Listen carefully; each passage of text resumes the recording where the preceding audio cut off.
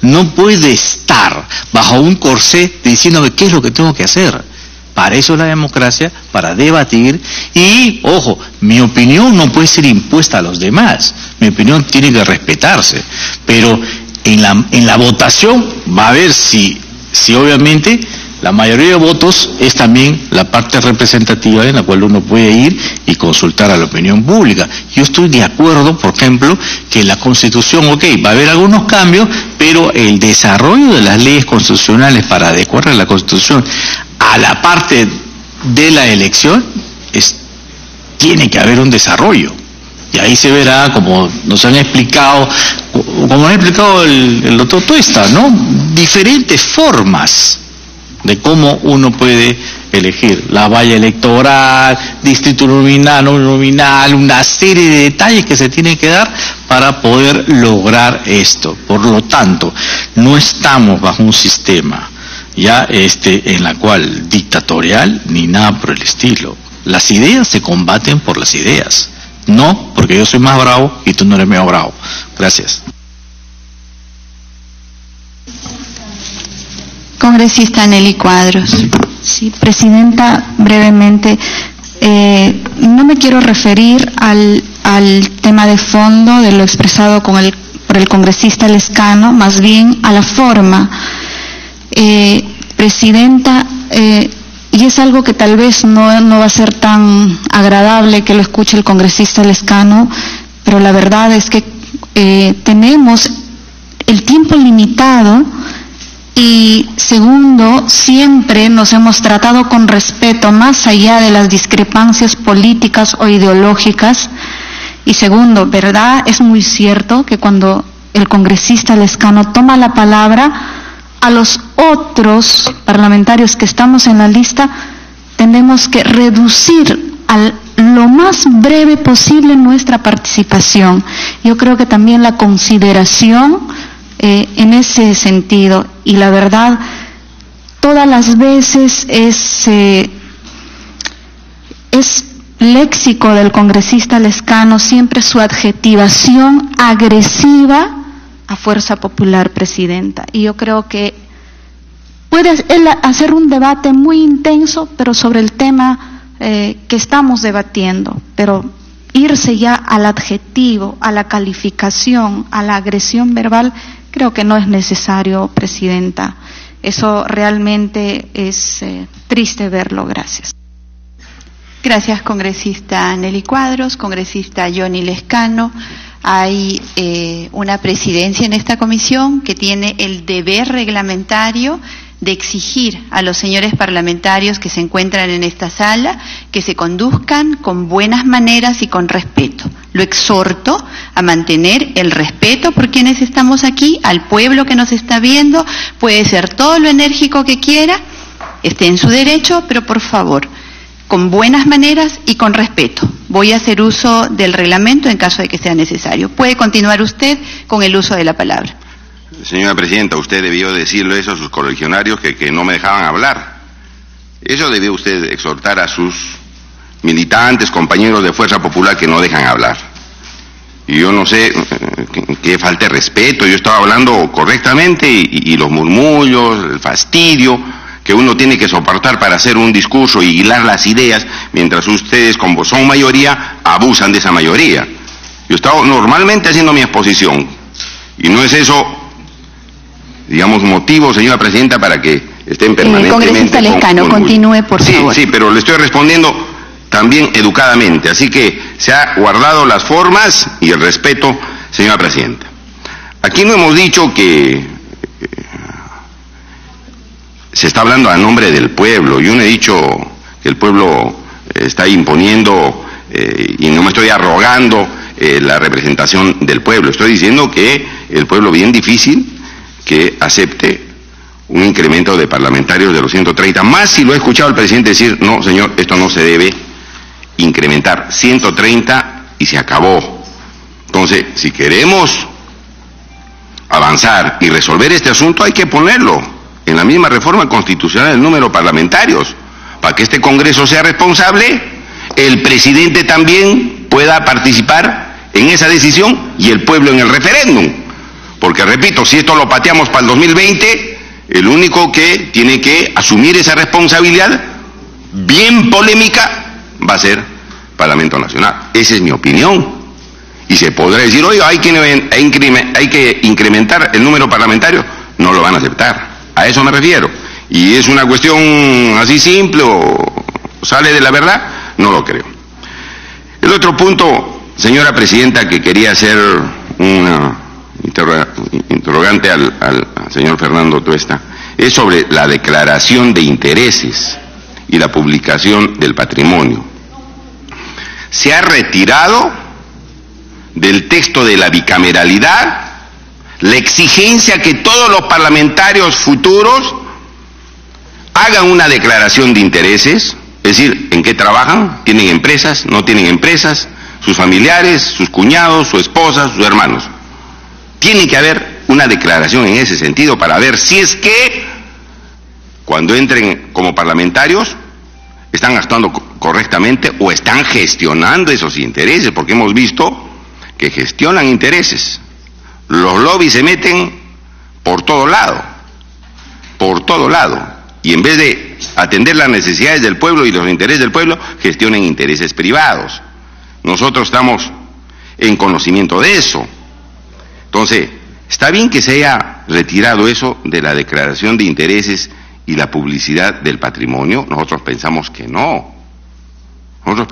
Queremos saber el punto de vista de Fernando Tuesta, que es especialista en esta materia. Porque si no ponemos eso, de nada que estamos haciendo cambios de que sea bicameral o unicameral, no tiene efecto importante para cuidar que un parlamentario actúe adecuadamente en el Congreso de la República, ¿no? Repito, esté actuando en base a las necesidades del país. Otro asunto que me permito preguntar, y aquí me refiero a la congresista Donaire, presentó un proyecto de ley sobre inmunidad parlamentaria, para eliminar la inmunidad parlamentaria, que creo que eso sí es un tema que pudiera mejorar la conducta de quienes ingresen pues a un poder del Estado, porque sabiendo que uno no va a tener blindaje, tiene que conducirse correctamente al momento de actuar como parlamentario. ¿Considera el doctor Fernando Tuesta que es necesario la eliminación de la inmunidad parlamentaria, sí o no?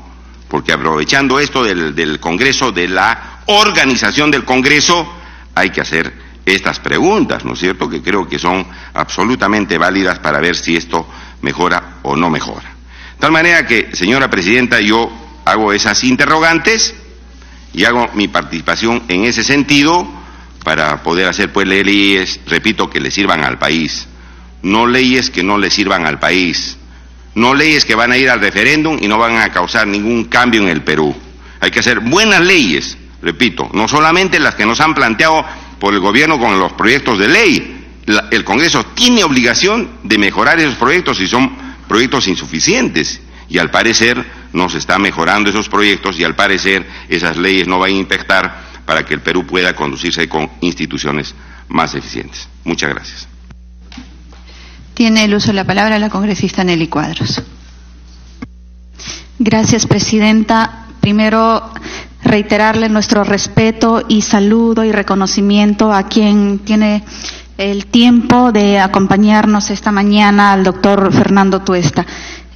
Intentaré ser lo más resumida posible. Si bien tenemos un problema fundamental de la cantidad de representación, por la cantidad de electores, pero también es fundamental resolver o mejorar la calidad de representatividad. ¿De qué se queja el pueblo peruano? De que sus representantes no tienen conocimiento de la labor pública o de la labor política, de que no tienen experiencia, de que no tienen conocimiento del tema público, pero sobre todo de que no tienen probidad muchos de ellos. Entonces, sí es importante la cantidad, pero también cómo garantizamos lo que es finalmente la gran preocupación del pueblo peruano, la calidad de representación. Y finalmente, Este presidente, entendemos su ignorancia en materia constitucional, nos plantea la bicameralidad como solución de una reforma política importante. Entonces, realmente la bicameralidad, tal como está planteado, con condicionamientos de no hacer reparación ni cambio sustancial en esta propuesta del Ejecutivo, va a resolver el problema político del país, de la representación, o no lo va a resolver. Nosotros sabemos que este presidente le está mintiendo al país en esos temas fundamentales, en esos...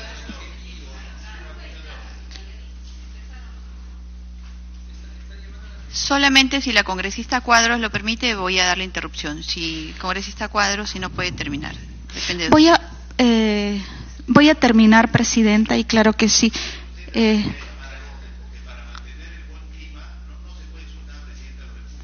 ¿Cuál es el insulto?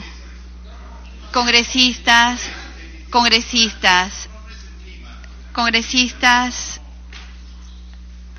He dicho estamos que... en medio del debate. A todos los exhorto a mantener la altura en el debate, a mantener las formas y a mantener además la natural que debería ser en estos casos, celeridad y neutralidad, pluralidad y lo que se exige en nuestro discurso. Lo retiro, estoy haciendo, señores congresistas, estoy haciendo la exhortación a todos. Congresista Cuadros. Sí, presidenta, me refería al desconocimiento que tiene el presidente en materia constitucional y retiro la palabra, la frase. No se altere, congresista. Superado no es necesario el incidente, gritar. Retiro la frase, continúa. Ignorancia en materia constitucional, porque creemos que esta reforma tiene que ser, si va a ser útil al país, tiene que ser muy bien reflexionada y gracias a Dios tenemos un breve tiempo para escuchar a los que sí tienen conocimiento, por lo menos para hacer un dictamen razonablemente útil para el país. Y quiero recalcar mi pregunta, si la bicameralidad va a solucionar la crisis de representación política que tenemos en cuanto a probidad, a experiencia, a calidad de las autoridades elegidas. Muchas gracias. Gracias, congresista Cuadros. Congresista Patricia Donaire. Presidenta, si yo tuviera que usar los mismos términos que ha usado la congresista Cuadros, de verdad que la lista me quedaría corta en este espacio. Primeramente, el congresista Lescano ha hecho una mención importante a un documento que debería tomarse en cuenta para el debate de la bicameralidad. Perdón, doctor Fernando Tuesta, mis saludos por su presencia aquí. Hizo referencia al trabajo de la Comisión de Bases de Reforma de la Constitución, que se redactó con el doctor Valentín Paniagua, en el que tuve el honor de formar parte de esta comisión. Ese documento es importante, pero se refiere a la Constitución del 79, porque se hicieron las reformas en función a esa Constitución. A pesar de ello, es un referente que podría traerse al debate. Yo quería haber interrumpido al gran sociólogo y doctor Enrique Bernales. Lamentablemente no tuve la oportunidad, pero de repente las mismas preguntas u observaciones que podría haber hecho en su momento, también podría trasladarlas al doctor Tuesta. Se está hablando, doctor Tuesta, se ha dicho que el someter la reelección congresal a referéndum sería inconstitucional, porque se estaría violentando el derecho a ser elegido. Mi posición personal es que no se está vulnerando ningún derecho, porque hay un derecho constitucional reconocido a la participación política y no a la reelección, que es muy diferente. Si no, estaríamos en el mismo caso, y yo no creo que acá ninguno de ustedes tenga alguna voluntad de parecerse al señor Evo Morales, por lo menos a muchos de ustedes les he escuchado hablar en contra del señor Evo Morales, quien perdió un referéndum, ustedes recordarán, en el que se le impedía reelegirse, y fue el Tribunal Constitucional, que estaba arrodillado ante él, el que hizo una interpretación similar a la que he escuchado hoy día y la que estoy escuchando en los pasillos para justificar la reelección. No creo que estemos en ese mismo escenario. Lo segundo, se refirió el doctor Bernales al artículo 93 de la Constitución, en el que se precisa el privilegio del que gozamos los congresistas a la inmunidad parlamentaria, señalando que es un artículo bastante discriminatorio. Y lo menciono y lo traigo a colación porque me da la oportunidad de pedir que se considere traer al debate los proyectos que plantean regular la inmunidad o eliminarla, porque también está en el contexto de una reforma política en la que se pretende mejorar la representación nacional.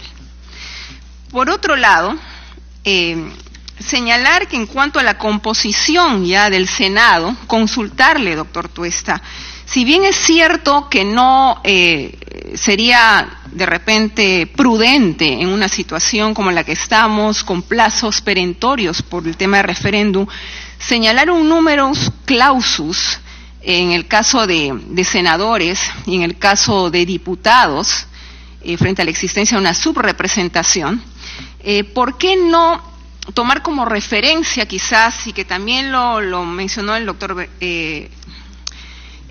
Percy Medina, la experiencia de otros países de la región en el que se establece un número de senadores fijo por circunscripción electoral o por región? En mi propuesta había sugerido que sean 2 senadores por región. Yo no sé en qué medida esto podría ser factible. ¿Qué le parece a usted? Si sería una solución, y dejar abierto el número de diputados para efecto que se defina en una ley orgánica. Gracias.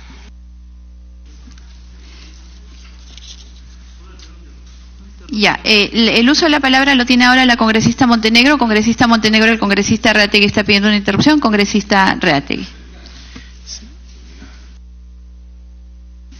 Gracias, congresista Montenegro. Quería, antes que una intervención de la congresista Donaire, porque ella participó en este grupo de juristas, ¿ya? Y sacaron muy buenas conclusiones a través de la presidencia. Pero ¿qué ha cambiado desde las conclusiones que dieron en esa época a ahora? Porque es este cambio, porque ustedes saben, este grupo de juristas dice reelección de senadores y diputados. Se propone mantener el criterio de reelección indefinida por cuanto a los senadores y diputados no manejan recursos públicos y debido a que históricamente no va más del 20% de los parlamentarios son reelegidos. Asimismo, ello permite combinar la experiencia con la renovación en el beneficio del país. Eso es una de las conclusiones en la cual este grupo de juristas tiene a través de la presidencia. En serio, ¿qué ha cambiado? ¿Por qué ahora no la reelección? Si históricamente en el Perú se reeligen hasta el 20% y ahora no se puede reelegir. Eso era la pregunta. Gracias, presidente. Gracias, congresista Reategui. Congresista Gloria Montenegro. Presidenta, me pide la otra interrupción Patricia Donaire. Encantada de dar. Congresista Donaire. Efectivamente, estas son las conclusiones del grupo de trabajo en el que se refleja la votación mayoritaria de todos quienes participaron en esa oportunidad. La interpretación a la que me referí originalmente es una respuesta a la opinión que está circulando respecto a la inconstitucionalidad de la consulta de la reelección vía referéndum, que no tiene nada que ver con estas conclusiones. Y la propuesta de no reelección viene del Ejecutivo, no es una propuesta mía. Congresista Montenegro. Gracias, presidenta. En primer lugar, agradecer y darle la cordial bienvenida a Fernando Tuesta. Muchísimas gracias por su exposición. La verdad que hemos tenido 3 expositores de primera que alimentan y complementan todo este trabajo desarrollado. Considero sumamente importante empezar esta esta intervención con una pregunta. ¿Cuántas leyes hemos aprobado en el último pleno? ¿Saben cuántas? 6 leyes. La siguiente pregunta es, ¿cuáles son? ¿Saben? ¿Se acuerdan? Si eso pasa en este escenario, ¿qué es lo que está pasando en el ámbito nacional? ¿Sabe la población el trabajo que hacemos, las leyes que aprobamos? ¿Para qué sirven esas leyes? ¿Están en contacto con la realidad? ¿A dónde se favorece? ¿A qué región? ¿Qué problema se ha solucionado?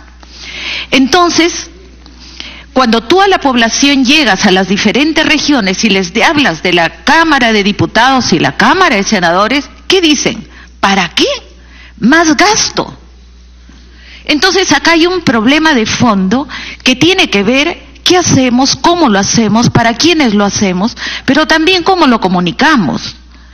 Entonces es fundamental un trabajo tan importante como este, saberlo comunicar e ir comunicando la gran importancia de una Cámara de Senadores, sobre todo en el sentido en el que habló Enrique Bernales cuando hablaba quienes están trabajando las leyes de patrimonio cultural, las del artista, las leyes para el desarrollo de la investigación científica, las leyes que tienen que ver con generar valor agregado desde nuestras exportaciones, cómo generar una cadena de valor en todos los sectores que permita enriquecer y dar a conocer la población que estamos en sintonía con ellos, que estamos trabajando para quienes nos eligieron y para la solución de sus problemas.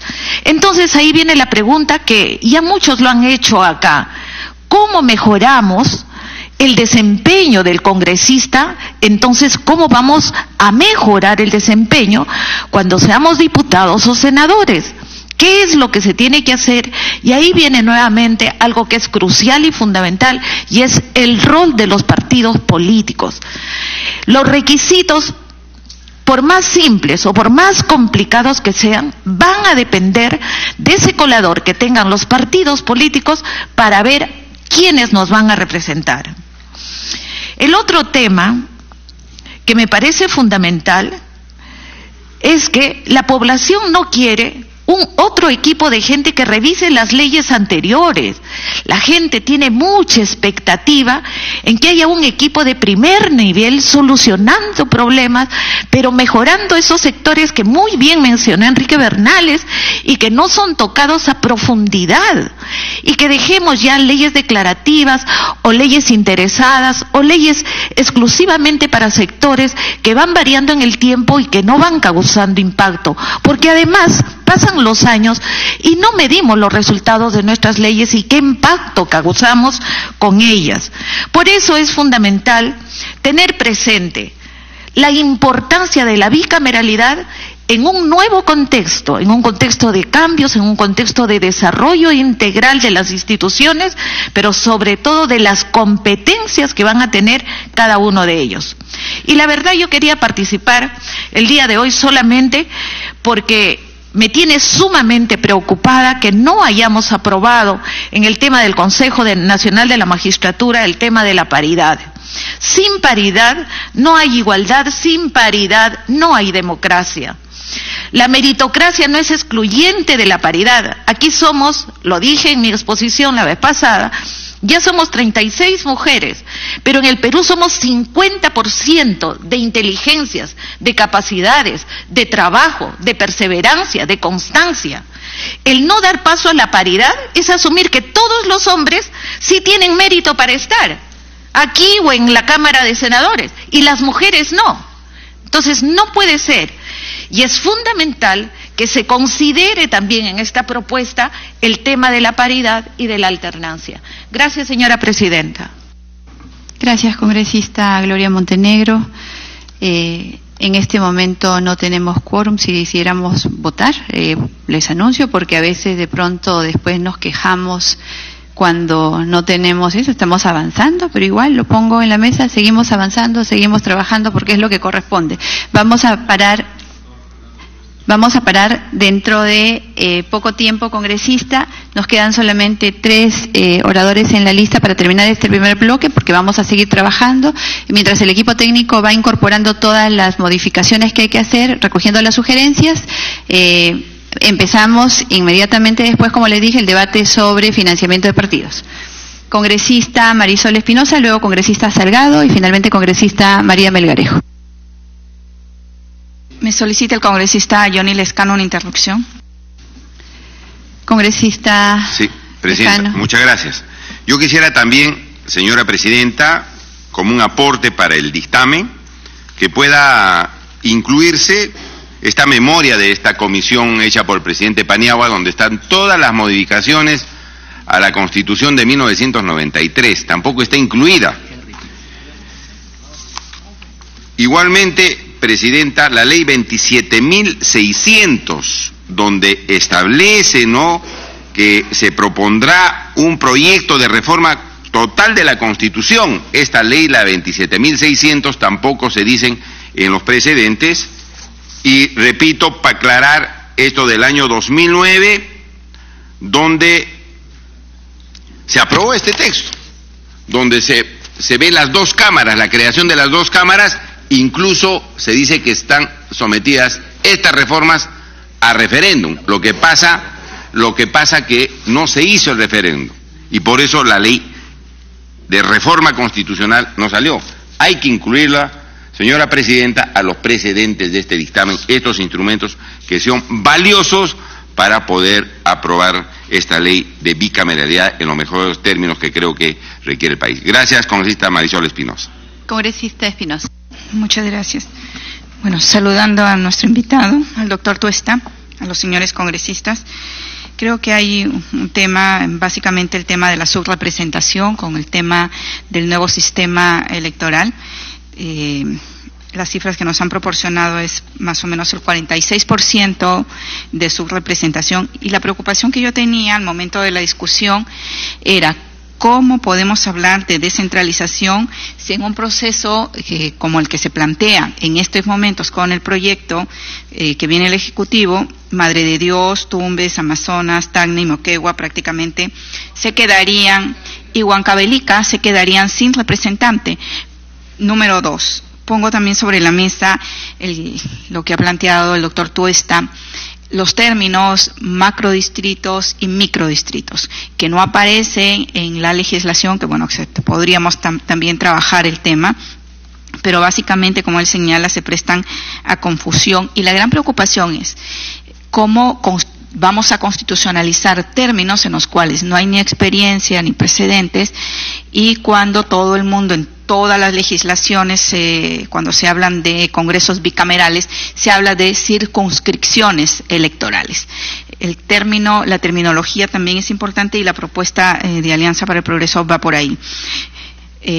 Garantizar la descentralización, por un lado, porque todos venimos aquí, venimos de provincias, queremos que nuestros pueblos estén representados, y yo me pregunto, ¿qué va a hacer Tumbes ahora que tiene 2 representantes cuando no tenga, y en la división Piura, Trujillo, que tienen la mayor representación, van a tener mayor oportunidad sus candidatos de tener mejor representación electoral, porque obtendrán lógicamente a mayor población, mayor oportunidad de votos, y serán los que serán elegidos?